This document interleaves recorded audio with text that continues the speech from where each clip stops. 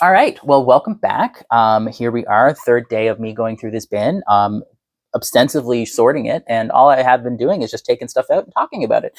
Um, so, well, let's just continue with that. I think I've gone through here and I pulled out just about everything that I'm going to bother pulling out here. There's a few other things that I'm going to quickly chat about. But I think because like mostly of what's in here is like I've got more nitpicks. I've got more Malabrigo. Uh, yeah, I've got a couple more balls of stuff from Simone.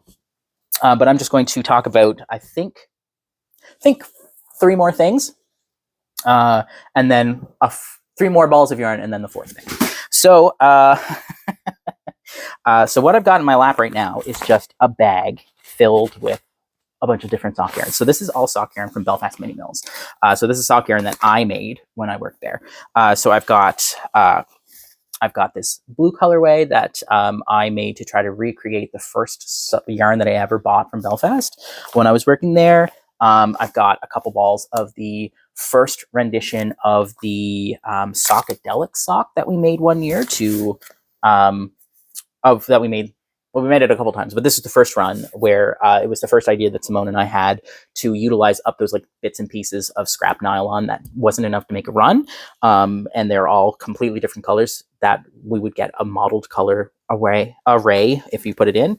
So I've got a couple balls of that. And then I've got these, which this is yarn that I had purchased to make a plushie, the Opie, the octopus, I think. Names on the descriptions, the names on the screen, description down below. If you find the pattern there, it's a Ravelry pattern. It's a really cute plushie. And in fact, the bag of white wool that I had up here that you might have noticed there a couple episodes ago, that I've got stuffing. It's for this. So the original plan was to make this for someone that is no longer in my life. So I'm going to put this on a back burner. I mean, it's been on a back burner for years at this point. But I'm going to put this on a back burner until I decide that I want to do it for myself, because it's a really cute little plushie.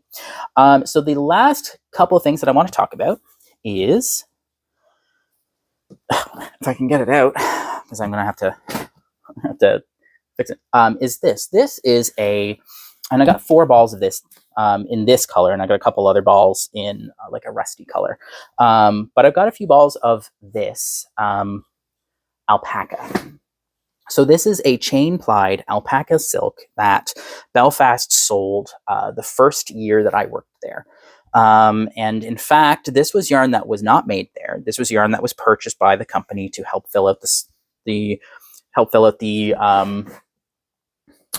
shelves, help fill out the shelves, and to like it was purchased, made, and then we spun it. So it's similar to like the 2-ply merino nylon yarn that we had there this past year. That was all yarn that was purchased in great big spools, which then we skeined off.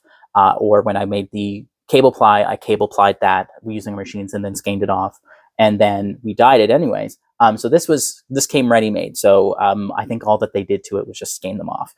So I bought enough to do a pattern called Emily, which is a really beautiful shawl. Comment down below if you want me to do that shawl as one of my next major projects of the year. I also bought, I'm just going to take all of that out now, because regardless of what you guys vote on it, I'm gonna start this one because I need a good lace project that I don't have to invent on my way, and I can just knit. But I have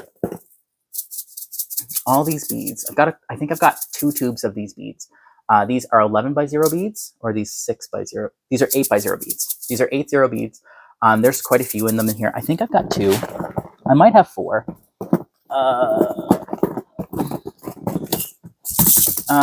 I got 4 of the red ones.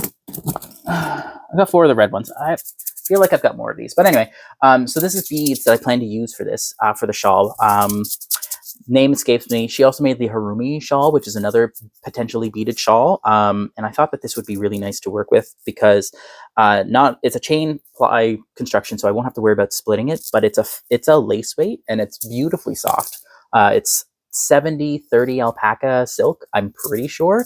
When we sold them, we didn't make labels for them, or rather, when they sold it, because they were selling it before I started working there, and they decided to sell this off before the summer before my first summer truly working there. They sold this off in the spring.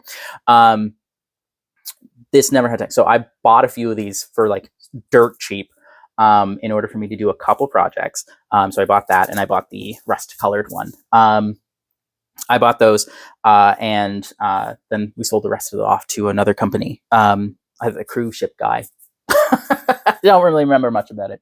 But yeah, so that's the other thing. So the last ball of yarn I want to talk about is this one, and it is super tangled. Okay.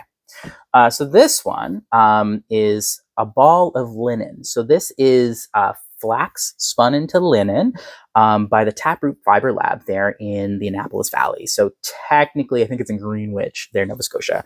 You can find them at Joggins Farmers Market. They're in like a little corner. They do custom spinning. They do rambouillet that's raised in Nova Scotia, and they also work on flax. So I think they are the only fiber mill right now that uses the Belfast Mini Mills equipment to spin flax, but they spin flax. So I bought this. It's a lace weight, I'm pretty sure. Nah, I guess it's more of a fingering weight.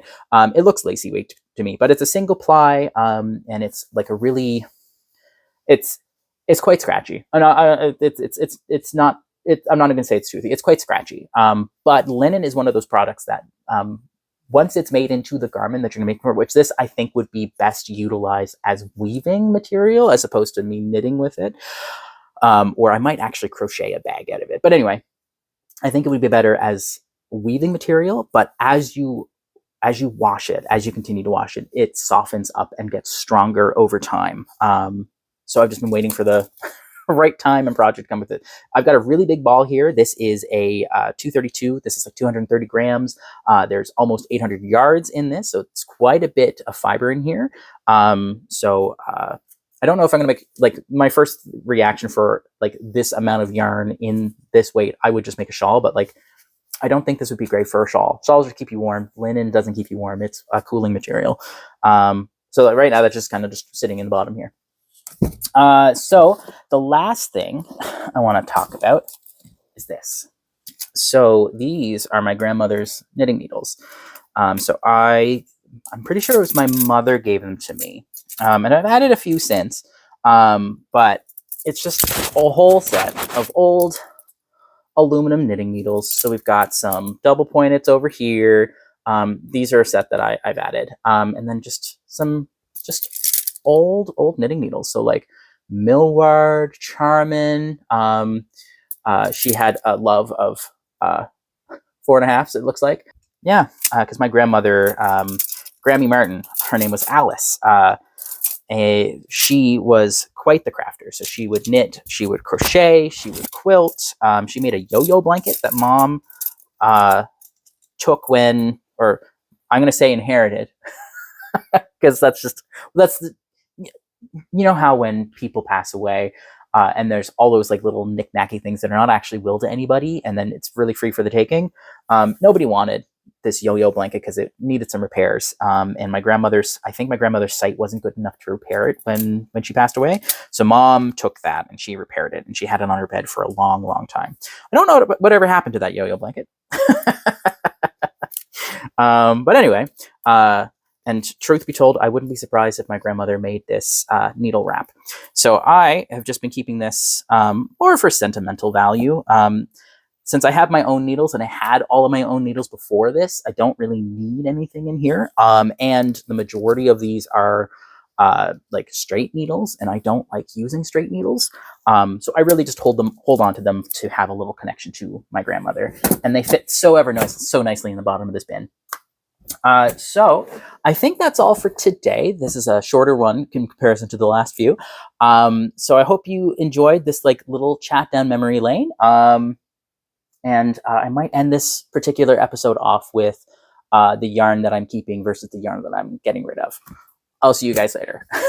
Bye.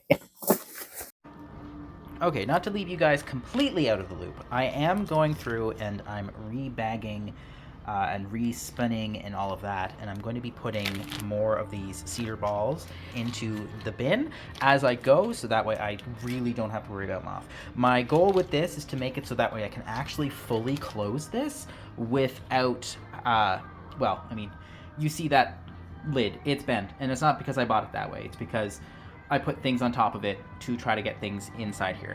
So whatever doesn't fit in here, out of stuff that I want to keep, and whatever doesn't fit into my next little project there in my bedroom, that was going to get donated. All right, this is where I'm at now. So I'm about halfway done filling this. I only have a couple bags left and a few odds and ends to throw in. So we'll be right back. All right, so I think it's the moment of truth. I've fit everything that I'm going to try to fit into here, so that way you guys can see. Like it's pretty much at the top. I might still have to take a few things out. But as I had said earlier, and I should probably put in a couple on the top, I'm putting these balls.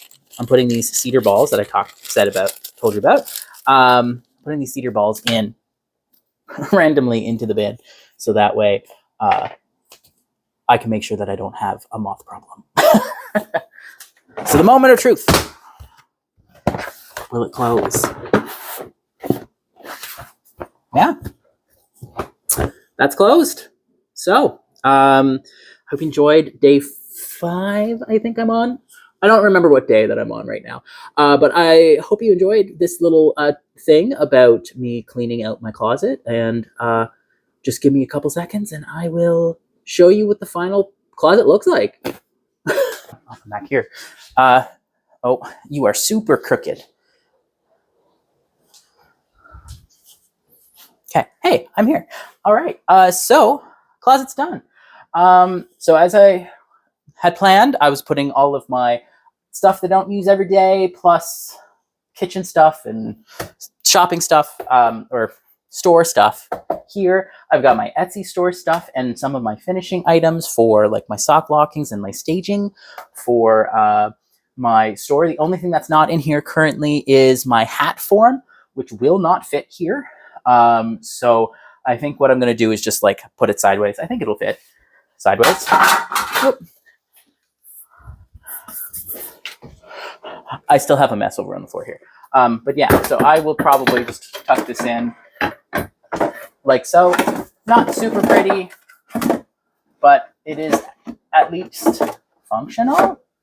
Assuming this doesn't decide to roll off. But yeah, so Etsy store stuff for staging here, and then I've got my everyday knitting stuff.